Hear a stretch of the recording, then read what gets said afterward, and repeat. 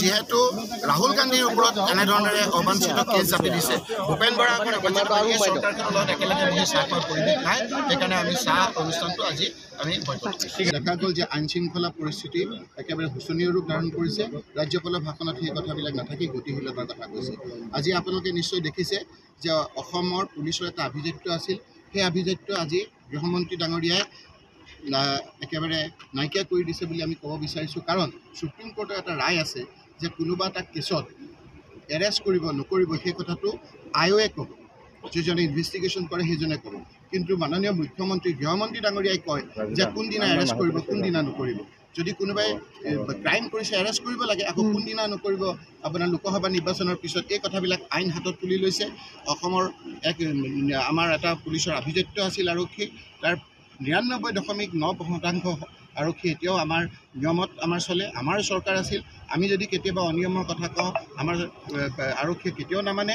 আজি 0.1%ৰ লগত লৈ আৰক্ষীক আপোনাৰ ব্যৱহাৰ কৰি যিদৰে ৰাহুল গান্ধীৰ ওপৰত অন্যায়ভাৱে কেছ জাপি দিছে, যিদৰে ভূপেন বৰা ডাঙৰীয়াক আক্ৰমণকাৰী এতিয়াও আপোনাৰ মুক্তভাৱে ঘূৰি ফুৰিছে, তেওঁক আপোনাক আটক কৰা নাই, এই কথা বতৰাবিলাকে আজি আপোনাৰ আইন শৃংখলা পৰিস্থিতিটো শোচনীয় হৈছে। সেই কথাবিলাকেই আপোনাৰ যি প্ৰতিপন্ন কৰিছে। আজি আপোনালোকে দেখিছে যে এনেধৰণৰ কেছ দিছে যে আমাৰ যিটো আমি ন্যায় যাত্ৰা কৰিছোঁ সেই ন্যায় যাত্ৰাত বোলে মানুহ মৰিলে যিটো ধাৰা আহে সেই ধাৰাটো তাত সন্নিৱিষ্ট কৰি নন বেনেবল দিছে।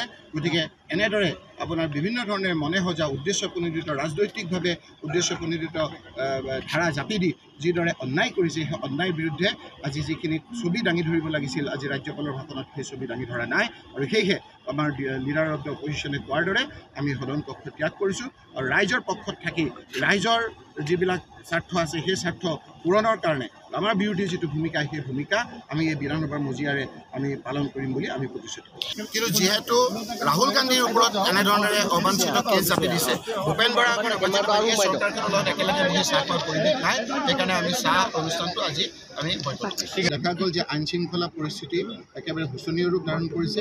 ৰাজ্যপালৰ ভাষণত সেই কথাবিলাক নাথাকি গতিশীলতাৰ কথা কৈছে। আজি আপোনালোকে নিশ্চয় দেখিছে যে অসমৰ পুলিচৰ এটা আভিজাত্য আছিল। সেই আভিজাত্য আজি গৃহমন্ত্ৰী ডাঙৰীয়াই একেবাৰে নাইকিয়া কৰি দিছে বুলি আমি ক'ব বিচাৰিছোঁ। কাৰণ সুপ্ৰিম কোৰ্টৰ এটা ৰায় আছে যে কোনোবা এটা কেছত এৰেষ্ট কৰিব নকৰিব সেই কথাটো আয়োগে ক'ব, যিজনে ইনভেষ্টিগেশ্যন কৰে সেইজনে ক'ব। কিন্তু মাননীয় মুখ্যমন্ত্ৰী গৃহমন্ত্ৰী ডাঙৰীয়াই কয় যে কোনদিনা এৰেষ্ট কৰিব কোনদিনা নকৰিব। যদি কোনোবাই ক্ৰাইম কৰিছে এৰেষ্ট কৰিব লাগে, আকৌ কোনদিনা নকৰিব আপোনাৰ লোকসভা নিৰ্বাচনৰ পিছত এই কথাবিলাক আইন হাতত তুলি লৈছে।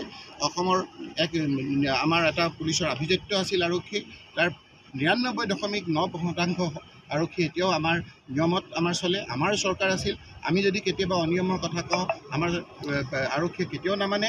আজি 0.1%ৰ লগত লৈ আৰক্ষীক আপোনাৰ ব্যৱহাৰ কৰি যিদৰে ৰাহুল গান্ধীৰ ওপৰত অন্যায়ভাৱে কেছ জাপি দিছে, যিদৰে ভূপেন বৰা ডাঙৰীয়াক আক্ৰমণকাৰী এতিয়াও আপোনাৰ মুক্তভাৱে ঘূৰি ফুৰিছে, তেওঁক আপোনাক আটক কৰা নাই, এই কথা বতৰাবিলাকে আজি আপোনাৰ আইন শৃংখলা পৰিস্থিতিটো শোচনীয় হৈছে।